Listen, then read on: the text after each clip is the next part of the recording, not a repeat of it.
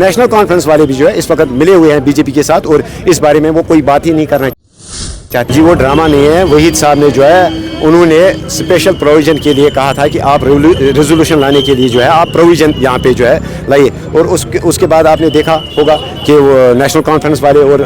BJP वाले तो already इस बारे में बात नहीं करने देते, लेकिन नेशनल कॉन्फ्रेंस वाले भी जो है इस वक्त मिले हुए हैं बीजेपी के साथ और इस बारे में वो कोई बात ही नहीं करना चाहते। Very unfortunate.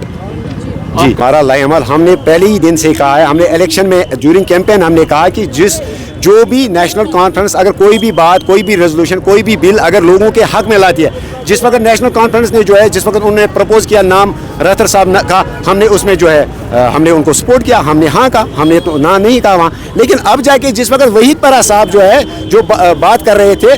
370 और 35A के हवाले से, ऐसा नहीं है कि वो रेजोल्यूशन ला रहे थे, बल्कि वो प्रोविज़न कह रहे थे कि आप एक प्रोविज़न लाइए कि हम इसी सेशन में हैं, इन्हीं 4 दिनों में जो है एक रेजोल्यूशन हम टेबल करें। लेकिन अनफॉर्चुनेटली आपने देखा होगा, और हम भी इसी हक में जो है फिर बात करने वाले थे और हमें अपनी बात रखने का वहाँ मौका नहीं दिया। % आप खुद देख सकते हैं, उमर साहब यहाँ से दिल्ली गए, वो वहाँ पे ऑनरेबल प्राइम मिनिस्टर साहब से मिले, ऑनरेबल होम मिनिस्टर साहब से मिले, ऑनरेबल